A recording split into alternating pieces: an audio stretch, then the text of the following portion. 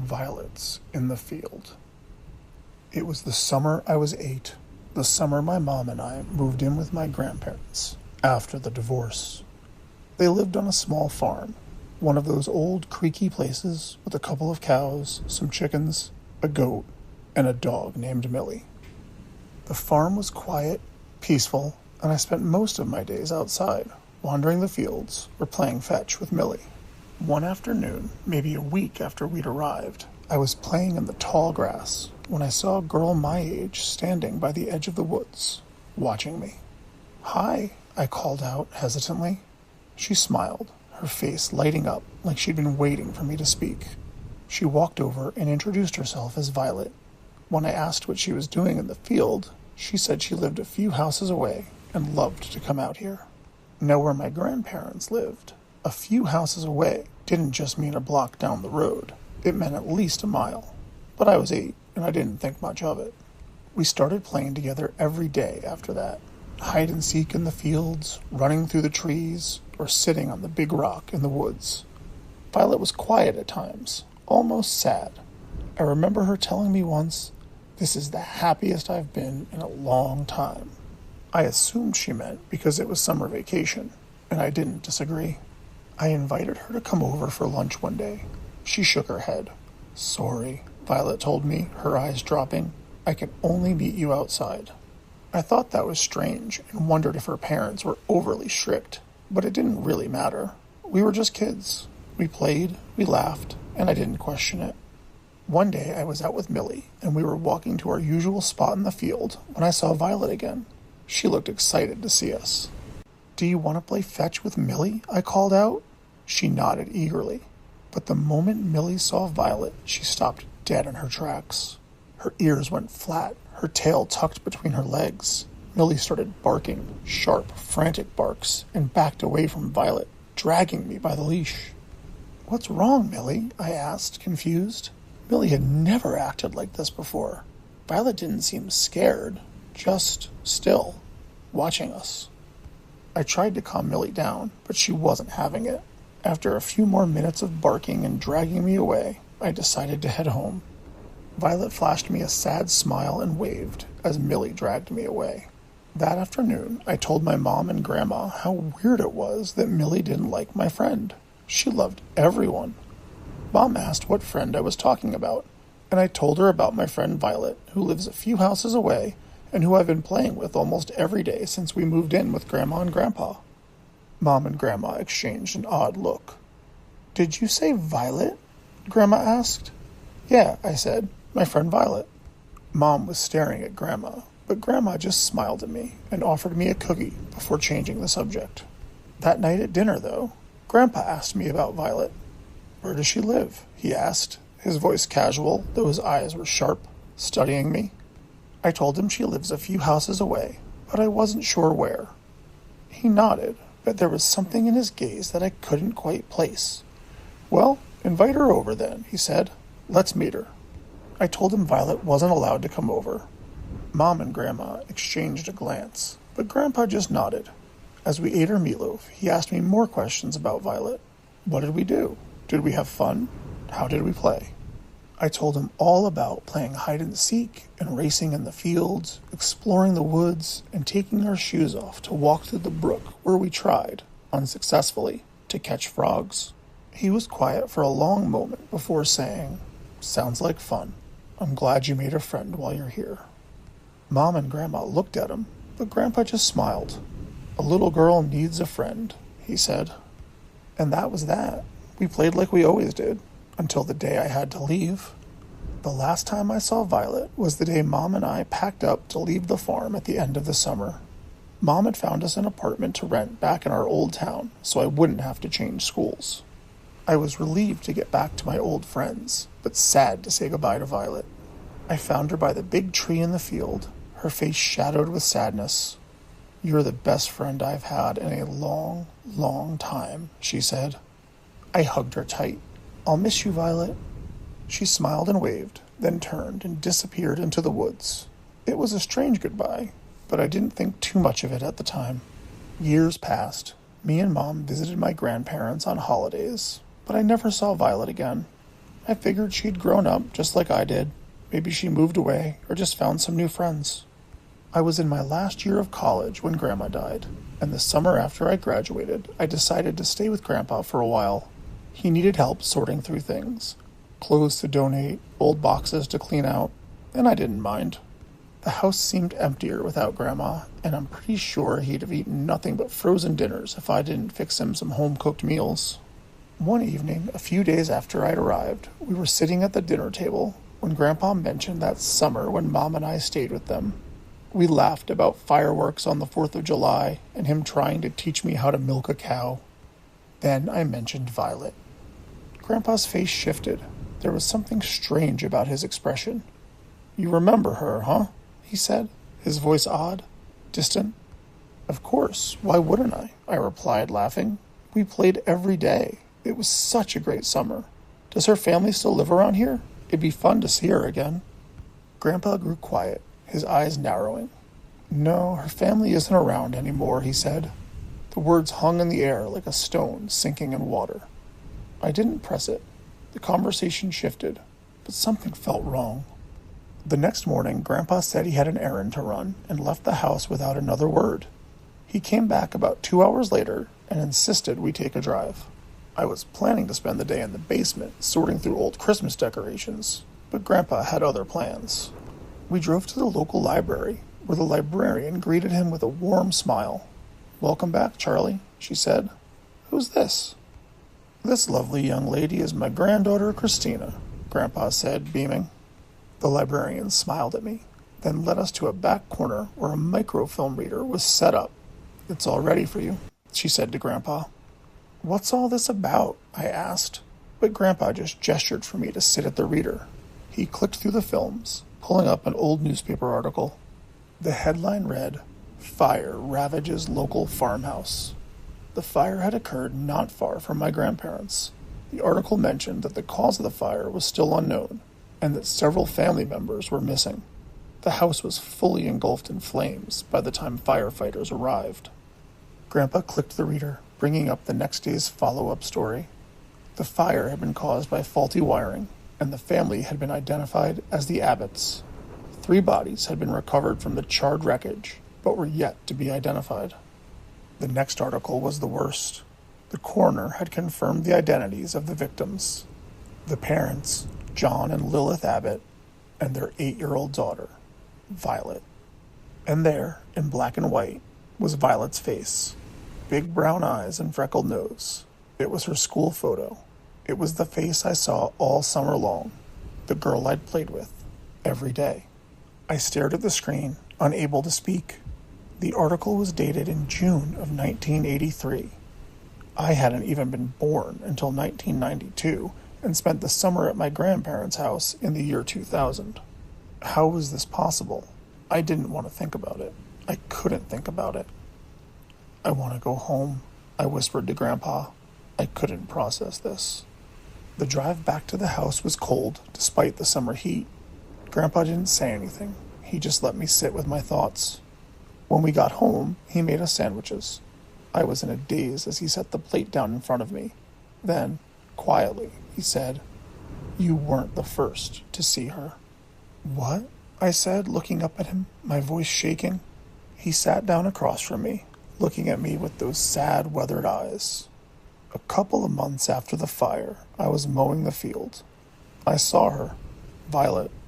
We used to let her cut through the field on her way to school in the morning. And there she was, walking by like she always used to. She smiled at me and waved, just like nothing had happened. I thought I was losing my mind, until your grandmother saw her too." "Grandpa," I whispered, horrified. "You knew? You knew she was a ghost?" The last word hung there, heavy and ridiculous. He nodded. "I knew, but I didn't think it made sense to tell you, Christina. You were just a little girl, and she was a sweet kid. You both needed a friend that summer." I felt my chest tighten. "You should have told me. You should have. I trailed off, unsure of what I thought the right course of action would have been. He reached across the table and squeezed my hand. "If I had thought for 1 second she would have hurt you, I would have stopped it. But she was never dangerous. She was a sweet kid, just like you. And she'd been alone for so long. A little girl needs a friend. My head spun. It felt like a dream I knew I was having but couldn't wake up from. The conversation ended there, but it never left me. I continued helping Grandpa around the house, clearing out the basement and collecting Grandma's clothes. We never talked about Violet again, but I made peace with it all.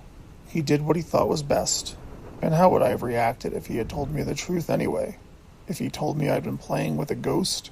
If he told me I had to stay inside all summer? No, he was right. It was better his way. That was nearly 10 years ago now. I finished grad school, got married, and had a daughter of my own. When my husband and I were discussing baby names, he said he liked Violet if it was a girl. I had never told him the story of that summer. I never told anyone. Grandpa passed away a couple of months ago, just a few weeks shy of 90. He left me the farm, the house in the fields. My mom didn't want any of it. We came out this summer to get the house in shape and decide what we wanted to do with the property. Keep it or sell it. Every morning I go sit outside looking over the same old fields, my baby Violet in my arms. Some mornings, if the light is just right, I catch a glimpse of my old friend walking by, and I smile. Shadows in the halls. I had expected to be in medical school by now, but a series of bad decisions had turned that dream into a distant memory. With few options remaining, a childhood friend's dad vouched for me to help me land a job as a security guard at our local hospital. I was determined to make the most of my second chance. The first week was uneventful, just the hum of fluorescent lights and the occasional shuffle of a tired nurse. On my 10th night, I was called to the ER. A patient high on something had started screaming, but he calmed down quickly enough. I thought maybe this job won't be so bad, but 2 weeks in, on a Friday, things took a turn I wasn't prepared for. I was making my rounds when I reached the pediatric unit. I spotted Maria, the beautiful nurse I had met on my first night, manning the desk. "Hi there," I greeted her. "Good evening, officer," she replied with a smile. She glanced over her shoulder. "Gwen is working tonight," she said. Gwen was the pediatric nursing supervisor. She was a bit of a hard ass, and I couldn't get away with nearly as much flirting when she was there. Before I could respond, something caught my eye down the hall. A small figure darting out of sight. "I'll be right back," I said, ignoring her perplexed look. I walked to the end of the hall, quickly but calmly, but no one was there. Just as I turned to leave, I heard laughter. Childlike, innocent laughter, echoing through the dim corridor. It was on for this time of night. The kids had been asleep for hours. I approached the nearest room and listened, but the laughter had stopped. Just as I was about to walk away, it burst forth again, clear and bright. I hesitated. If there was a little kid in there finally feeling good enough to laugh about something, the last thing he needed was a security guard bursting in. I plucked the in-house phone from the wall and buzzed the nurse's station. A moment later, Maria had appeared. I told her what was going on, and she seemed surprised that the patient, a little boy named Gavin, would have been out of bed. She knocked on the door and opened it a crack. Inside, Gavin lay in bed, tucked tightly under his sheets. "Hey, Gavin," Maria said softly. "Are you awake?" "Yeah," he replied quietly. "I was just thirsty." As Maria poured him a glass of water, I noticed Gavin's eyes were closed. "How'd you know I was awake?" he asked. "We heard you laughing, you silly boy," Maria said, tucking him in again. "That wasn't me," Gavin murmured. "That was my friend." "Your friend?" Maria echoed, raising an eyebrow. "My friend Benji," Gavin said, his voice barely above a whisper as he drifted back to sleep. I glanced at Maria, who looked momentarily troubled. She patted his hand and met me in the hallway. "Probably just an imaginary friend," she said, but I could see a flicker of concern in her eyes. "He's on a lot of medication. It's not unusual." "What's wrong with him?" I asked. Cancer, Maria replied softly. We're just trying to keep him comfortable. I nodded, the weight of her words settling heavily on my chest. I told Maria I'd see her later and continued my rounds, leaving the pediatric unit and heading to the next floor. After a few more uneventful hours, I went on break, but that laughter lingered in my mind.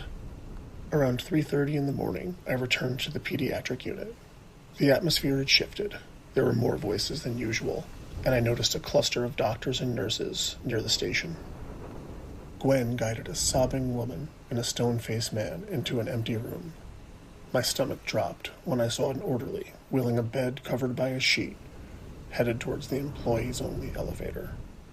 Was that... I stammered as I approached Maria. Gavin, she said, tears welling up in her eyes. He's gone.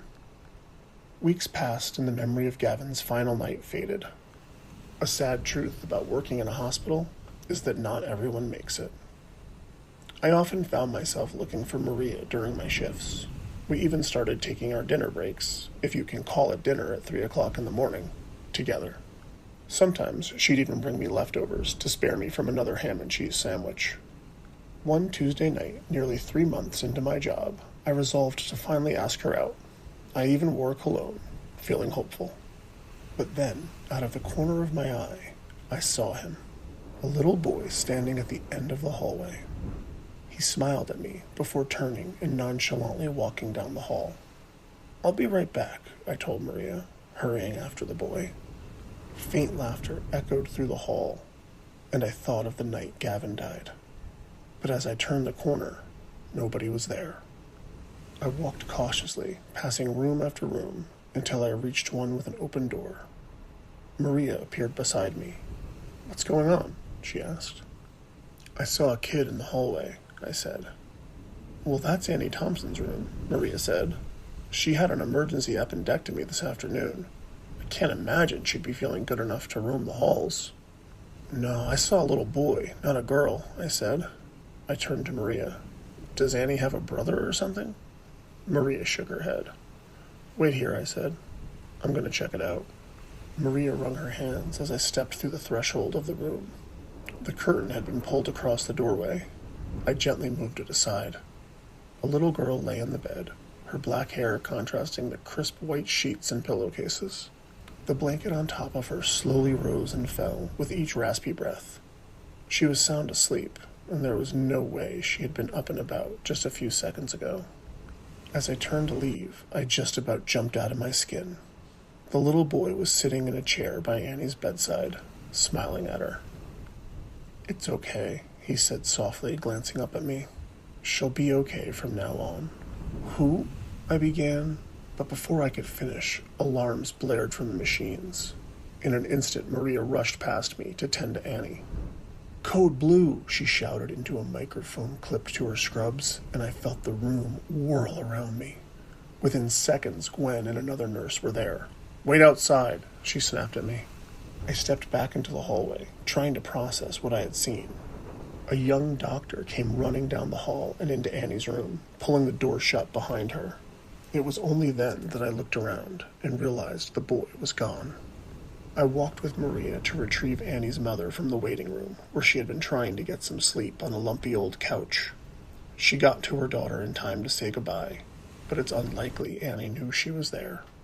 I heard the doctor mention an infection and complications from surgery, but I wasn't really listening, distracted by thoughts of the little boy that disappeared.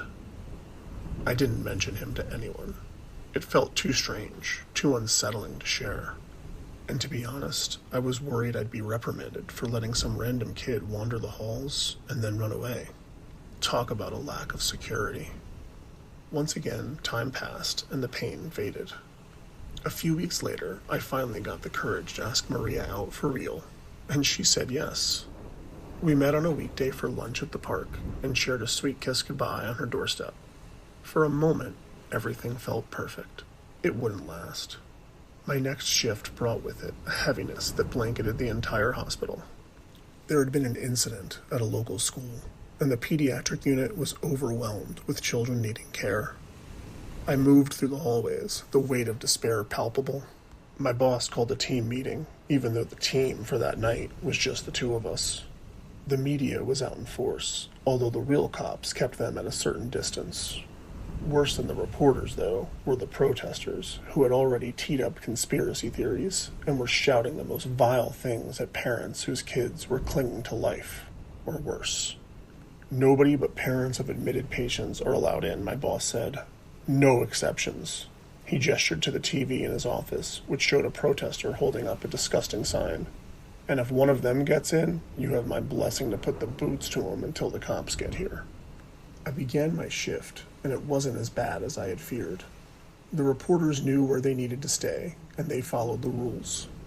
The protesters were kept far enough away where I couldn't see or hear them unless I was checking the perimeter of the building. And after a few hours, they started to thin out.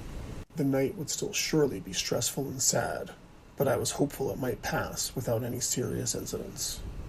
Then I saw him again. The boy stared at me from the end of the hall in the pediatric ward with a sad smile. I approached, but this time he didn't run. "It's going to be a long night," he said when I reached him. He took my hand and guided me into a room. I felt a strange chill and my heart raced. Inside, a child lay in bed, while his mother slept in a chair nearby. The mysterious boy approached the bed. "It's okay," he whispered. "You're not alone." Just then, I felt a hand gently squeeze my shoulder. I expected Maria, but turned to see Gwen, the supervisor. "It's all right," she said, leading me away from the room. "That's just Benji." "Benji?" I echoed, confused. She led me into her office and gestured to her laptop, which sat open and waiting on her desk. I looked at it and found a news story of a tragic accident. A family of 4 was struck by a drunk driver on the interstate, causing their car to crash through a barricade and fall some 60 feet into a creek bed below. The parents and older sister died on the scene. The son, a 10-year-old boy named Benji, was taken to a local hospital, our hospital, where he clung to life for nearly 2 weeks before succumbing to his injuries. "The poor thing had nobody," Gwen said sadly. "His parents and sister were dead. His grandparents were mourning their losses and planning a triple funeral. We were all he had, his nurses. We read to him and prayed for him and talked to him. I was with him the night he died. And then he just never left. I see him from time to time, and I know what it means. One of these babies is about to move on." I felt a chill run down my spine. "And everyone just accepts it?" I asked. Gwen smiled. "Not everyone sees him," she said, peering at me. "But for those of us that do, why would we want to stop him even if we could? He's comforting these children when they need it most, helping them not feel alone. It's a beautiful thing, really." A code blue sounded over the intercom. "I need to get back to work," Gwen said. "And so do you. Unfortunately, I don't think we've seen the last of Benji tonight." She was right. As the night wore on, I witnessed Benji a few more times, always before another child slipped away. It was heartbreaking, yet oddly comforting to think they had a friend with them at the very end. A little more than a year has passed since Gwen told me about Benji. I've been promoted to head of night security, and my boss happily leaves every day at 7 o'clock. I still see Benji occasionally, and while it fills me with sorrow, it also offers a sense of peace. If I sound a little emotional, you'll have to excuse me. Now that Maria is expecting our first child, I find myself holding on to hope, knowing that even in darkness, sometimes a light can guide you home. Don't follow. When I was 12, my family moved to a new town in a small house on the edge of the woods. I was excited. The town was quiet, the kind of place where kids could roam free, and the woods were just a stone's throw away. My brother, Luke, was 11, and we spent most of our days exploring. It felt like the start of an adventure.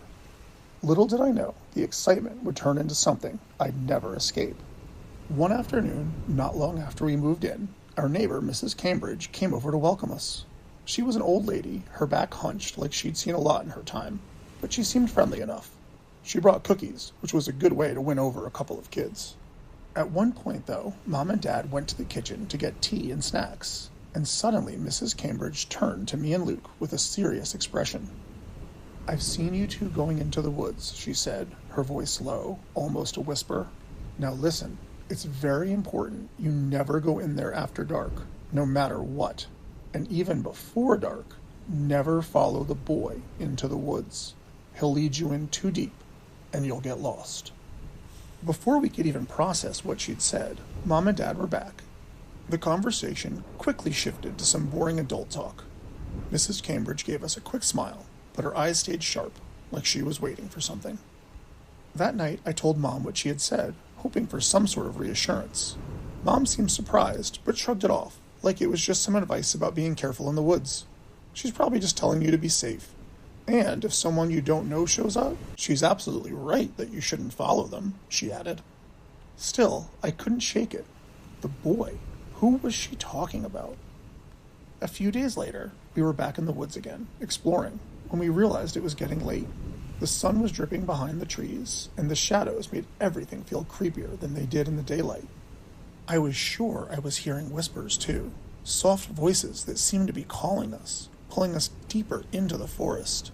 I thought about Mrs. Cambridge's words. Was it the boy calling to us? "Did you hear that?" I asked Luke, but he was already pushing forward, eager to see what was making the sounds. "I'm not scared," he said, but I could see his eyes flicking nervously around the darkening woods. "We need to go home," I said, trying to sound firm. I was the big sister, after all. But Luke wasn't convinced. "Come on, just a little further. It's so cool here. Don't you get it?" I heard the whispers again, clearer and louder this time, like someone was right behind us, and I insisted, "No, we have to go." Finally, he gave in, and we turned back, but the thought of the whispers kept gnawing at me. It wasn't just the wind. Over the coming days, Luke kept pushing to spend more and more time in the woods, begging me to stay later and later, drifting deeper and deeper in. It was all I could do to pull him out before the sun completely set and we were left in total darkness. "You used to be fun," he said one evening after I'd made him come back to the house with me. The next week, I had an orthodontist appointment, and Luke begged Mom to let him stay home and play video games instead of sitting in the boring waiting room. She eventually agreed, but made him promise to stay inside and keep the doors locked since Dad wasn't home yet. We were out for less than an hour, but when we returned, Luke was gone. Mom immediately panicked and called Dad at work. I was sure I knew where Luke was, but didn't want to say it. I didn't want to believe it. Finally, I told her everything, how he kept wanting to stay in the woods, how he was obsessed with them. Mom was still convinced he'd been kidnapped, but Dad and the police listened to me and figured Luke had just gone into the woods and gotten lost. A search party was formed, with Dad and much of the neighborhood joining. Mom stayed with me, frantic, and Mrs. Cambridge came over again to sit with us. She gave me a knowing look, a sad smile, and patted my arm. After a while, Mom took a phone call in the other room, and that's when I finally asked the question I'd been wondering about for weeks. "Who is the boy?" I asked. "What was that warning all about?" She sighed and looked at the floor. "Years ago, before you were even born, a group of boys went into those woods. One of them, Johnny, didn't come back. The others said he'd gotten lost, but they didn't even tell anyone about it when they got back. It wasn't until Johnny's parents started calling around asking questions that they said he'd wandered off while they were all playing. The police got involved. Then the sheriff's department came to help with their dogs. They searched for him for days." "Did they find him?" I asked, my throat tight. "Yes," she said softly, "but not in time. They found his body down by the creek. It was awful. He'd been, well, sweetheart, he'd been partially eaten. A bear, or maybe coyotes. His body was battered and torn apart. The coroner couldn't tell what damage happened before or after his death, but there were rumors about the boys he'd been with. They all had reputations as troublemakers, and some believed they had a hand in it, that they had hurt him. Maybe by accident, or maybe they lured him out there specifically to do something terrible. There was never any proof to it, and eventually those boys grew up and moved away. But ever since then, People have reported seeing or hearing Johnny in the woods, whispers, calling to children to join him. She paused, and when she spoke again, her voice was heavy. 2 other kids have gone missing in those woods since then. They never came back. People think Johnny is still there, looking for playmates to join him, forever. Tears filled my eyes, but before I could say anything, Mom rushed in, also crying, but in relief. They found him, she said. Luke's alive. I was so relieved I could barely breathe. But when Luke came home, he wasn't the same. He barely spoke, just 1-word answers. When he did talk, all he would say is that he should have listened to Mrs. Cambridge. He never went near the woods again, and he'd lash out angrily if anyone asked him about that night. He was never the same after that. He struggled in school, then got into drugs. His depression deepened. Now, as an adult, he's been in and out of rehab, and I've had to help him out more times than I can count. Each time I think, maybe this will be different. He'll get sober, he'll take interest in things, but then he vanishes again. Not into the woods, but into a world of heroin and despair. A few weeks ago, I got a call from him in the middle of the night. I knew it was him before I even picked up. I love you, he said, and I'm sorry. He's made that same call dozens of times.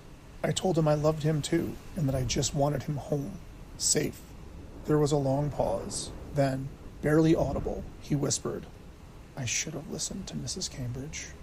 I never should have followed him. The line went dead.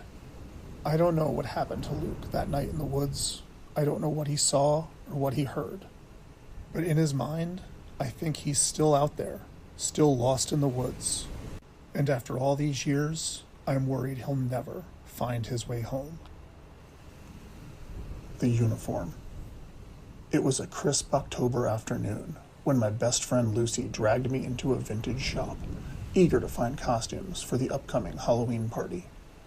I'd barely finished my coffee when I found myself surrounded by racks of old clothes, Lucy's boyfriend Mike trailing behind us, and Mike's hunky friend Ben bringing up the rear. Let's do a 50s theme, Lucy insisted, rummaging through a pile of clothes. She quickly unearthed a vibrant poodle skirt for herself and a slick leather jacket for Mike to become the quintessential greaser. As they gushed over their finds, I wandered half-heartedly, searching for something that felt right. That's when I stumbled upon it. A woman's military uniform from the 1950s, olive green with a matching hat. Try it on, Lucy urged, her eyes sparkling with excitement. I hesitated, but eventually agreed. The dressing room was cramped, more like a closet, but I made it work. When I emerged, Lucy's eyes widened. Oh my God, you look amazing. I caught Ben's eye, and he nodded approvingly. Blushing, I glanced in the mirror. They weren't wrong. I felt confident, yet something deep inside tugged at me. I noticed several pins on the blouse.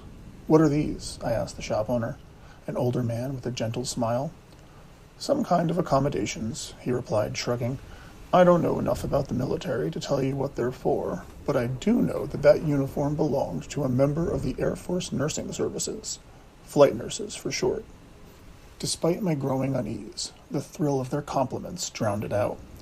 Ben slid close to me. Maybe I can find a uniform, too. We could go to the party as the Army couple.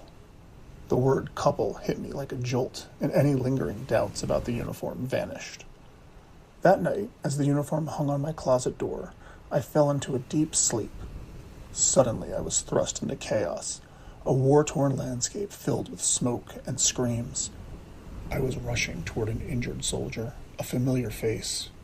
Ben. He gasped, blood spilling from his mouth as I held his hand, helpless. An explosion rocked the ground, and I jolted awake, heart racing, eyes locked on the uniform hanging in the dim light. Come morning, I wrestled with whether to return it. It felt silly to get rid of a costume because of a bad dream. I wasn't a kid anymore. Besides, Ben had even gone to an Army surplus store to find a matching uniform when they didn't have anything that fit him at the thrift shop. I'd been crushing on him for months. I wasn't about to blow my chance over a dumb dream. Yet the unease lingered, an oppressive weight that filled my apartment. On the third day, I pulled the uniform from the hanger and examined it more closely. Inside, I found a name stitched in. Lieutenant June Browning, I read aloud, and in an instant I was back on that battlefield. Mangled bodies, explosions, screams. I felt the horror wash over me before it faded into the quiet of my bedroom. My heart raced. I had to get rid of this uniform. But before I could act, my phone buzzed. A text from Ben. "Can't wait for Saturday, soldier." I was back in.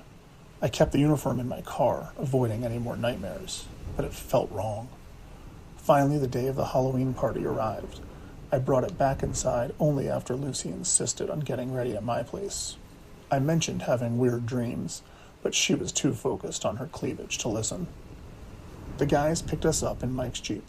Ben hopped out, opening the door for me like a true gentleman. He looked so handsome in his tailored uniform. I felt a rush. The party was at a historic bar downtown, a former speakeasy rumored to be haunted. Those ghost stories didn't worry me. I was convinced I was bringing my own. "You look great," Ben said as we settled into the back seat. "So do you," I replied with a smile. As Lucy sang along to a Halloween playlist, Mike hit a pothole. The Jeep bounced violently, and suddenly everything shifted. I was no longer in the back of Mike's Sahara. I was in an olive green, open-topped military vehicle, the roar of gunfire surrounding us. Ben, still beside me, was focused on the road, his knuckles white on the steering wheel. A second Jeep raced alongside us, but was rocked by an explosion, flipping over. Panic surged as we sped toward a smoking wreckage in the distance. I could see bodies scattered, and instinct kicked in. I leapt out, racing to the nearest soldier. Too young, too broken. I felt powerless. Another man lay nearby, badly burned and no longer breathing. "Help us!" a voice cried. I turned, seeing a doctor struggling with a soldier missing part of his arm. I knelt beside him, applying a tourniquet, my instincts guiding me as if I had done this before. "Ben!" I shouted, looking for him. He was there, rifle ready, but the fear in his eyes mirrored my own. Before he could respond, a grenade landed at his feet. I screamed, and the world went black as the explosion echoed. I woke up in an alley downtown, the cool ground beneath me. Ben knelt beside me, concern etched across his face. "It's okay," he said softly, cradling my head. "What happened?" I asked, still disoriented. "You started talking about explosions and getting to the injured men," he explained. "At first we thought you were just getting into character, but then you jumped out of the car and took off running." I collapsed into Ben's arms, sobbing. He guided me to his apartment, just a few minutes away. I took a hot shower and changed into a t-shirt and sweatpants that he laid out for me. I sat next to him on the couch. I only meant to apologize, but once I started talking, I couldn't stop. I shared everything that had happened with the uniform, the nightmares, the visions. Instead of laughing, Ben pulled out his laptop, and we searched for Lieutenant June Browning. The story unfolded. A flight nurse during the Korean War.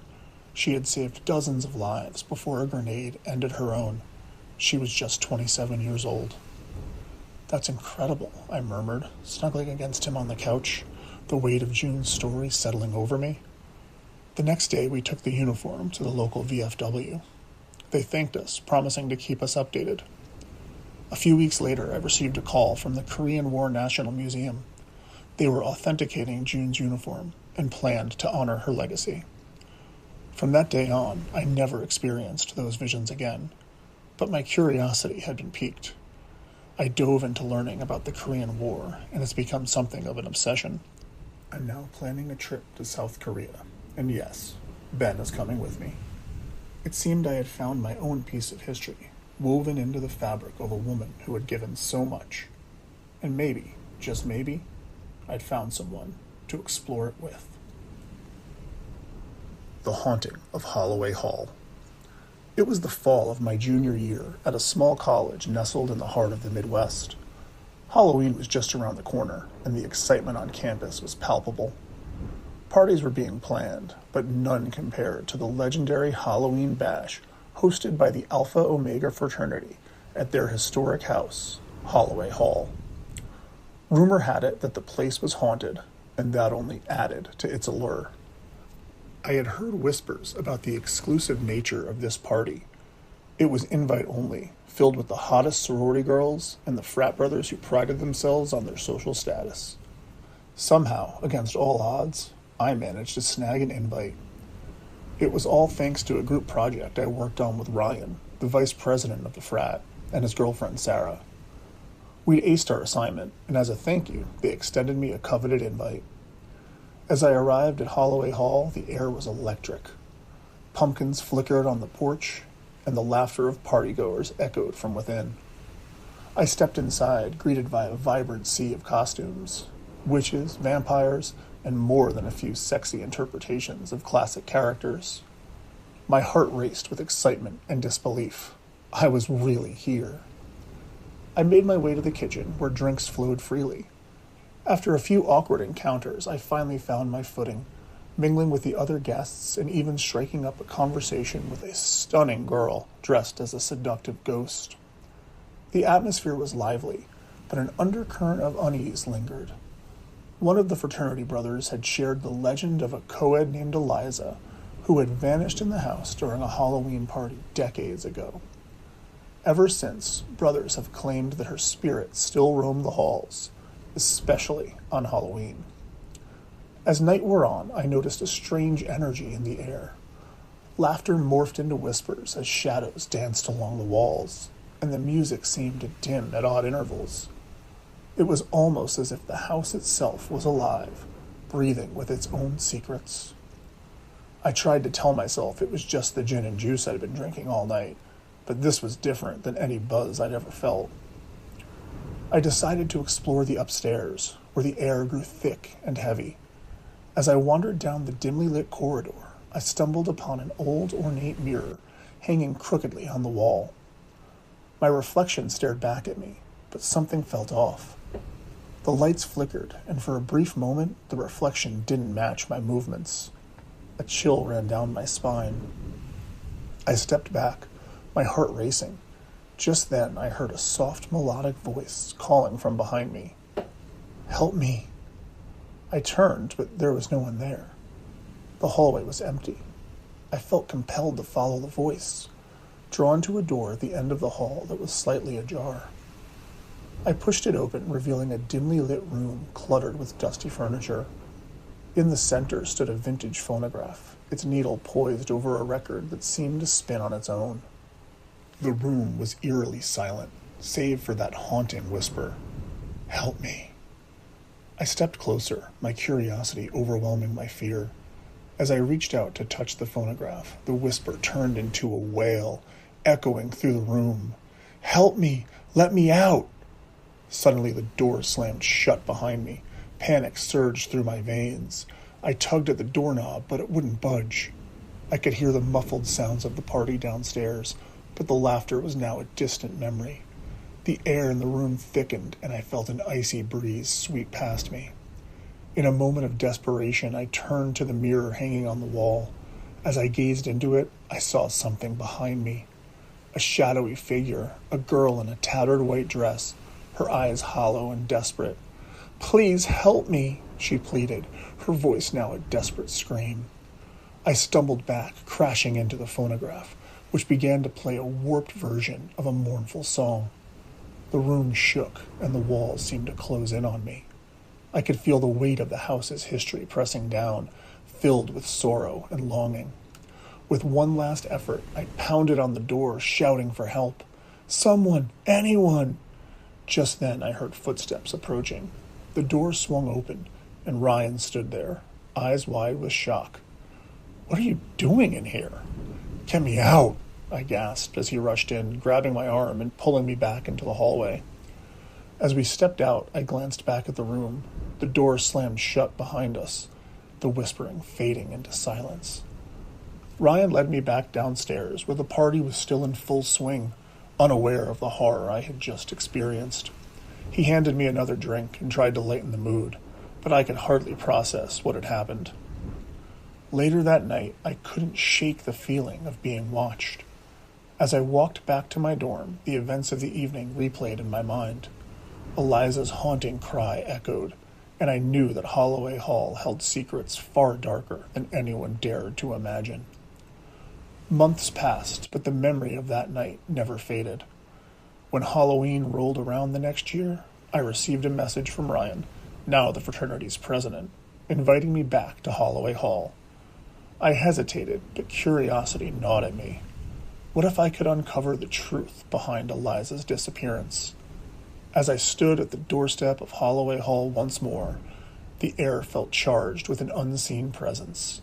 I took a deep breath and stepped inside, ready to confront whatever darkness awaited me. Because some ghosts, it seemed, need to be remembered. Bob. We thought we had found our dream home. I mean, it was beyond charming enough from the outside. Big, Victorian-style place, all creaky floors and high ceilings. It was one of those houses that looked like it had stories to tell, and it was the type of house I'd always dreamed of. My husband Tom, a carpenter, was ecstatic about all the little projects he'd have, and our little girl Emma, who had just turned 5, was over the moon about the big backyard after spending the first years of her life in a 2-bedroom apartment. I really thought it'd be the perfect place for our little family. And at first, everything was fine. The boxes were unpacked, and Emma was having a blast running around the yard with all of her new toys. But a few days after we moved in, Emma started talking about an imaginary friend. We thought it was cute at first. She was only 5, so it seemed harmless. She told us all about Bob and the silly things he'd do. "Who's Bob?" I asked. She grinned and pointed to the corner by the window. "That's Bob. He lives here. He likes to watch me draw." I chuckled and went about my day. I mean, Bob? What a silly name for a little girl to come up with for her imaginary friend. But not long after, things started getting strange. Emma started drawing pictures of Bob. Lots of pictures. And they were off. She'd always loved to draw, but now the images were twisted and dark. She would always draw Bob with dark, empty eyes, no mouth, and an extra long neck. He was always in one of the bedrooms upstairs, and there was this unsettling shadow in the corners of the room. I tried to brush it off. She was just being imaginative, right? But I couldn't shake the feeling that something was wrong. She began talking about Bob more and more, like he was real, like he was always there, living with us. She'd sit in the corner and whisper to him when she thought we weren't listening. And sometimes I'd catch her staring into empty rooms like she was watching something no one else could see. Then she started passing messages on to us from Bob, and they weren't the friendliest.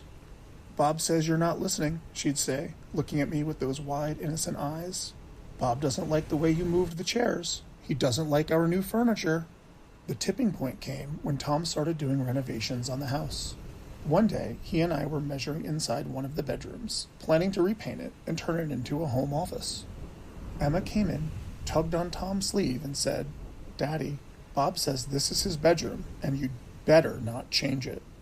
I know it'll sound crazy to say this about my 5-year-old daughter, but there was something in the tone of her voice that sounded almost threatening. Tom and I decided to do some research, just to see if the house had any history. What we found out made my blood turn cold. The house was built in the early 1900s and stayed in the family for 2 generations, passing to the original owner's oldest son. He raised his own family there with his wife. They had 3 sons. The 2 older boys grew up, went to college, and moved out on their own. But their youngest son apparently had some developmental issues and never moved out. His name, of course, was Bob. After his father died, Bob stayed there with his mom. An elderly neighbor, Mrs. Howard, told us that Bob was a nice boy who became a nice young man, and while he wasn't able to hold down a job, he would mow the lawn, shovel the walk, and take care of his mom as best he could. When she passed away 20 years ago, he was distraught, and when his brothers decided to sell the house, it was more than he could take. Bob didn't want to leave. He couldn't leave. So after all their belongings were packed up and the house was sold, Bob went up to his bedroom one last time, the room Emma was always drawing her pictures of, and hanged himself. I felt sick as Mrs. Howard spoke. She told us that Bob had been close to the house, possessive of it. She said several families had lived there since, but none lasted long. They'd all complain about strange things, whispers, cold spots, feeling watched, but none stuck around long enough to figure out exactly what was going on. They simply cut their losses and ran. Mrs. Howard matter-of-factly said Bob didn't want anyone in the house, in his house, and she warned us, he'll do anything to keep it. That same night, I woke up with a chill, feeling watched. When I opened my eyes, I saw Emma, my sweet little girl, standing by the foot of our bed. She was holding a kitchen knife, just standing there, staring blankly at me and Tom. "Emma!" I shouted. It took her a second to snap out of it. Her eyes cleared, and she dropped the knife, her face flooded with confusion and fear. I jumped out of bed and wrapped my arms around her as Tom groggily woke up. I don't know what happened," she whispered, tears filling her eyes.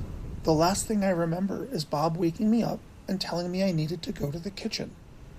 I somehow managed to keep calm for Emma's sake, but I knew we had to leave. Right then, right there.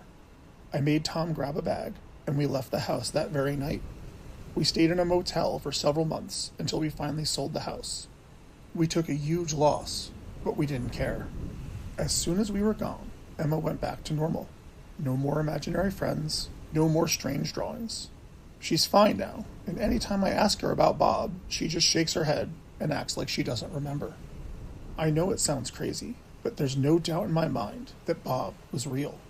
I think he wants to keep anyone from taking his house, and he'd be willing to kill to do it. The Woman in the Snow. I was driving home from the office Christmas party, the clock edging toward midnight. The roads were empty, just the faint hum of tires on asphalt and the soft glow of streetlights casting shadows on the snow-covered countryside. The snow had just started to fall, light flakes drifting down in the headlights, making everything feel eerily quiet and isolated. I was on a stretch of country highway, far from civilization, when I saw it. A car flipped upside down in a ditch, its headlights dim but still flickering. My heart skipped a beat. I immediately pulled over, the tires crunching on the fresh snow as I shifted into park.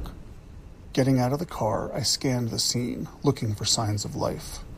There, standing on the shoulder of the road, was a young woman.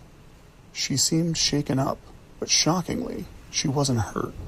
No blood, no obvious injuries. Her clothes were a little dirty, and her red parka was dusted with snow. "Are you okay?" I asked, my voice muffled in the falling snow. She didn't answer right away, just stared at me, her eyes wide and distant. "I'm fine," she finally said, her voice almost a whisper. I started to worry. She didn't seem right. She was acting strange, her answers more cryptic than coherent. "Are you sure you're okay? You were in that car, right?" She looked over at the car, a blue sedan, and then looked back at me. She smiled, a strange, distant smile. "I'm fine, just tired." She took a shaky step toward me and reached her hand up towards my face, lightly brushing my cheek. Her skin felt like ice. "You're very sweet to stop," she said softly. I shivered involuntarily. "How long have you been out here?" I asked, trying to keep my voice calm. "A long time," she replied cryptically, her gaze unfocused. I didn't like the sound of that. She was either in shock or something else was going on. "We need to get you somewhere warm," I said. "Let me help you to my car." I gently guided her toward my car and had her sit in the passenger seat. I cranked up the heat and turned on the seat warmers, hoping that might help. "You could have a concussion and maybe even hypothermia," I said. "I'm going to call 911. But as I fumbled with my phone, I realized there was no service. I groaned under my breath. Of course, we were in the middle of nowhere, God knows how many miles from the nearest cell phone tower. I stepped out of the car, holding my phone up high, hoping for a signal. I called out to her. "There's no service," I said. I was about to offer to drive her to the nearest town, but when I turned back toward the car, I froze. She was gone. I checked the car. She wasn't there. No footprints in the snow. No sign she'd ever been there at all. I stared at the empty seat where she'd just been, my heart pounding. And then I looked back at the ditch where the car had been. It was empty. The blue sedan, which had been flipped over just minutes ago, was no longer there. I walked up and down the road, the snow crunching under my boots. There were no tire tracks, no evidence that a car had been anywhere near there. And there was no way that woman could have flipped it back over anyway. It was as if everything had vanished into the snow, leaving no trace behind, or like it had never been there at all. I was shaking now, not just from the cold. Something wasn't right. I got back in my car, my hands still trembling, and drove away, my nerves a bundle of frayed wires. About 5 miles later, I pulled into a truck stop diner. It was small and warm, the kind of place that catered to locals. I sat at the counter and ordered a cup of coffee and a slice of pie, needing something to calm my nerves. The waitress set the coffee down in front of me without saying a word. I took a sip, trying to relax. As I ate my pie, 2 police officers walked in and sat down a few seats away. They nodded at me, and I nodded back, but I couldn't stop thinking about what had just happened. Finally, I couldn't take it anymore. I turned to the officers. "Excuse me," I said, my voice a little shaky. "You haven't by any chance heard about an accident about 5 miles up the road, have you?" The officers exchanged a quick look. The waitress, who had barely acknowledged my presence up to that point, looked up at me, then at them. "What kind of accident?" one of the officers asked. "A single car," I said. "A blue sedan, flipped over on the side of the road." The officers looked at each other again, and the air in the room grew colder. "A young woman?" one asked, as if he already knew the answer. I nodded. "Yeah, brown hair, red parka." "That's Melissa," he said, almost casually, like this was a conversation he'd had 100 times before. "We get reports about her every winter. Always in the same spot, same accident, same woman." I stared at him, confused. I don't understand." "The accident you saw?" the other officer said. "It didn't happen tonight." "What do you mean?" I asked. "It happened years ago," he said. "Must be 8 or 9 years ago now." He paused, like he didn't want to tell me the next part.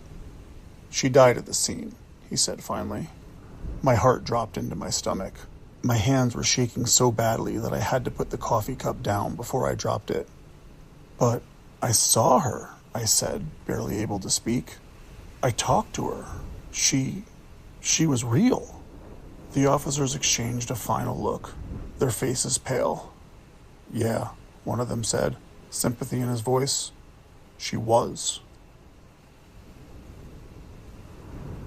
The Inn. A few years back, my wife Anne and I were on our way to her parents' house for the holidays. The weather had been unpredictable all day. Clear skies one minute, then a sudden downpour or a gust of wind the next. As we made our way up through New Jersey en route to upstate New York, the storm started picking up, and visibility became nearly impossible. I could barely see through the windshield as the rain turned to snow, swirling and blinding. "We need to stop somewhere," Anne said, her voice tight with anxiety. "I can't see anything out here." I nodded. The roads were getting slick, and my knuckles were white on the steering wheel. We'd been driving for hours, with several more hours to go, and there was no way we'd make it in this weather. I spotted an exit, the sign obscured by snow. Feeling like I didn't have much of a choice, I took it. Fingers crossed we'd find a motel or something. A quiet stretch of road led into the darkness. The town looked abandoned, the streets nearly empty. There was no sign of life, no busy intersections, no traffic lights, not even a passing car. It felt as if time had frozen. I drove slowly, trying to get my bearings. No familiar names or chain hotels, just occasional small houses and dimly lit street lamps. Finally, I spotted a small inn on the corner of the main street. It was old, but in a charming, rustic way. 2 stories, wood-paneled, with a little porch and a flickering light overhead. Attached to the inn was a bar and restaurant, and through the frosted windows, I could see people inside. It looked like a place to rest, at least for the night. We pulled into the parking lot and hurried inside, the warmth of the inn washing over us as we stepped through the door. A burly man with a thick beard stood behind the counter. He looked up and smiled as we came in. "Welcome," he said, his voice gruff but friendly. "Looks like you two got caught in the storm." We nodded and asked if they had a room available. "You're in luck," he said, grabbing a set of keys off a rack behind him. I could feel Anne relax beside me. We'd both been worried about finding a place to stay, and this seemed like a miracle. The man offered to take our bags to the room and told us to get something warm to eat. We thanked him and walked through the lobby. The restaurant area was cozy, with a roaring fireplace and a handful of patrons scattered around. It wasn't crowded, but the atmosphere was warm and inviting. A waitress, a woman in her late 40s or early 50s, with graying hair, brought us to a table by the fire. "We've got some homemade stew and hot cocoa," she said. With a wink, she added, "I can put a shot of Bailey's in the cocoa if you'd like. Perfect for a stormy night like this." We agreed and ordered right away. I'd been driving all day, and I could feel the exhaustion settling in. The food arrived, hot and comforting, and the cocoa was exactly what we needed. The man from earlier came over to check on us, introducing himself as the owner. He was friendly and talkative, giving us a brief backstory of the inn. It had been around for over a century, he said, and it had a lot of history. His wife, the waitress, chipped in with anecdotes from their many years running the place. As we ate, the storm outside intensified. Wind howled through the windows, and the snow was coming down in sheets. But the more I looked around, the more I noticed something strange. The other patrons were acting odd. They didn't speak much, and their eyes seemed distant. It was hard to put my finger on it, but something felt off. Suddenly, a loud bang came from somewhere deeper in the building. Anne jumped, and I looked around, trying to figure out where it had come from. The room fell silent for a moment, but no one seemed to acknowledge it. The owner and his wife didn't even flinch. Must have been the storm, I thought. The night dragged on, and the odd occurrences continued. A door slammed shut in the kitchen. The lights flickered, and I caught glimpses of people disappearing into the shadows, never to return. I wanted to ask the owner what was going on, but each time I tried to speak, he would change the subject with a reassuring smile. Anne seemed unsettled too, but she tried to brush it off, insisting we were just tired from the drive. Still, it felt like something wasn't right.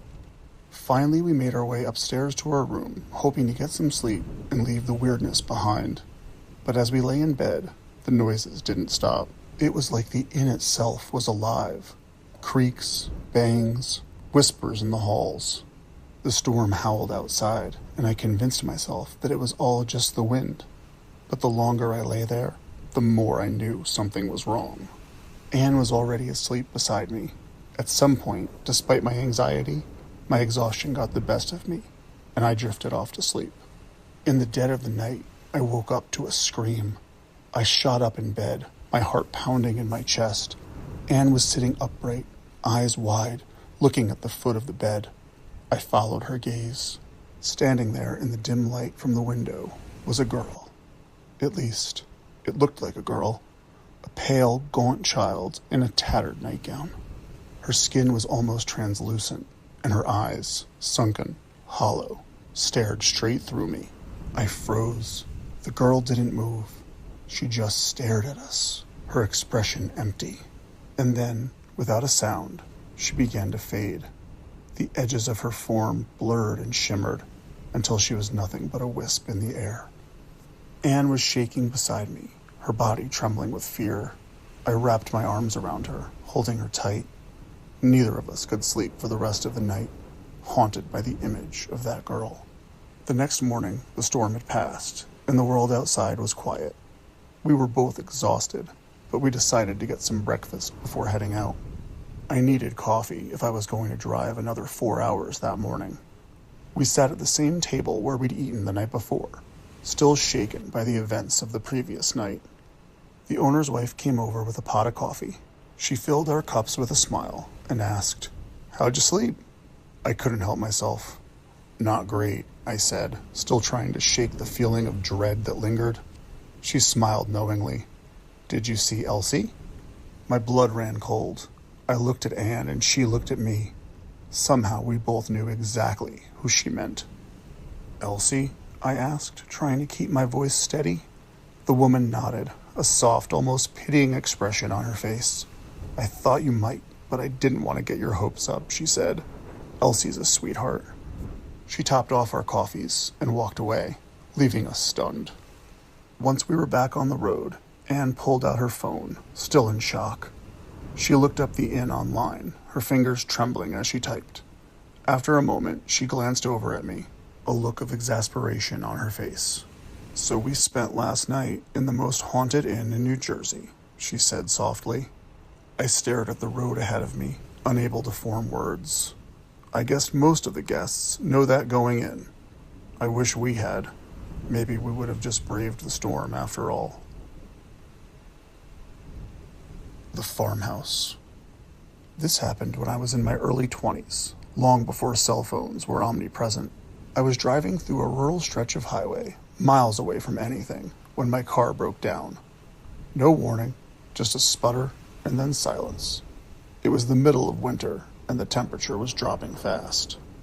There wasn't a soul in sight. The snow started falling slowly at first, but within minutes it was coming down hard, swirling around me, the visibility dropping with each gust of wind. I checked the time. Late. Probably too late to expect anyone to drive by while I froze in my car. I didn't much want to wander around in the snow, but didn't see much of a choice. With no other options, I decided to try walking. I wasn't sure where I was heading, but I figured I'd find something, a house, a gas station, anything, eventually. I wasn't prepared for the cold, and the wind stung my face with every step I took. The snow was thick now, blurring everything around me. I was regretting my decision to leave the car when I finally saw something through the white haze, a faint glow of light in the distance. At first I thought it was a trick of my tired eyes, but then it got clearer, and I realized it was a house. With a new sense of hope, I pushed on, fighting through the snow, my feet sinking deeper with each step. My body screamed for warmth, but the lights were closer now. Finally, I reached the house, a small farmhouse, quaint but charming in the way it stood alone against the storm. The porch light cast a welcoming glow. I knocked on the door, and within seconds, it opened. An elderly couple stood there, both of them in their 70s, smiling warmly at me. "You must be freezing," the woman said, ushering me in before I could even say a word. "Come in, dear, come in. We've been waiting for someone to stop by." They were so friendly, so eager to help. The man introduced himself to George, and the woman was Ruth. They took my coat and asked if I'd like some food or some cocoa to warm up. I was hesitant. Something felt strange, but what else could I do? The storm was howling outside, and I had no other choice. I would freeze to death out there. I sat down at their small kitchen table, trying to ignore the feeling crawling up my spine. The house was nice, cozy even, but something didn't sit right. There were pictures on the walls, but the pictures in those photos looked older than they should be. Old-fashioned clothes, old-fashioned hairstyles. And then there was Ruth and George. They seemed eager to have a house guest. Too eager. And why on earth would they have been waiting for someone to stop by during a storm like this? "We don't get many visitors these days," George said as if he was reading my mind. "It's so nice to have someone here, especially in a storm like this." Ruth nodded, her eyes never leaving me. "It's been so long. We used to have company all the time." They kept talking like that, going on and on about how nice it was to have me, like they hadn't spoken to anyone else in years. But still, they were kind, offering me warm food and drinks, trying to make me feel at home. I was uncomfortable, but I couldn't exactly say why, and I had nowhere else to go anyway. They showed me to a small room where I could sleep. It was warm and the bed was soft. I'd never been so grateful for a bed in my life. But still, I couldn't shake the feeling that something was wrong. The house felt too still, too perfect. The furniture was too old. Everything seemed locked in time. I heard noises throughout the night, creaks and groans, like the house itself was shifting. The wind howled, but it was the quiet, the silence in the house between the gusts that unnerved me the most. I wanted to stay awake, to make sure I wasn't imagining things, but I was so exhausted. Eventually, sleep won over, and I drifted off. When I woke up, the sun was peeking through the window. I stretched, my body sore from the cold and tension, but when I sat up, I froze. The room was empty other than the bed I was lying in. The walls were cracked, and the floor was covered in dust. A chill swept through the room, the warmth I had felt the night before slipping away. I walked through the house, calling out for Ruth and George, but there was no answer. The house was completely empty, abandoned, and seemed to be falling apart. I couldn't understand. Just last night, Ruth and George were here. They welcomed me into their warm, cozy, lived-in house, and now everything was gone. From the peeling paint to the sagging roof, the house looked like it hadn't been lived in decades. I zipped my coat and stumbled out of the house, hurrying back to the main road. I must have walked for miles before a trucker finally passed by. He radioed for help, and soon I was in the back of an emergency vehicle, being taken to safety. It's been more than 20 years since that night, and I can't explain it. Most people think I'm making it up. My husband swears I must have been hallucinating, maybe suffering from hypothermia or something. But I know the truth. The farmhouse is still out there somewhere, buried under the snow, waiting for the next lost soul to find it. Sleep tight, my friends, and thanks for listening. If you enjoyed these chilling and allegedly true ghost stories, please like the video and subscribe to the channel. And we'll see you next time with more whispers from the pines.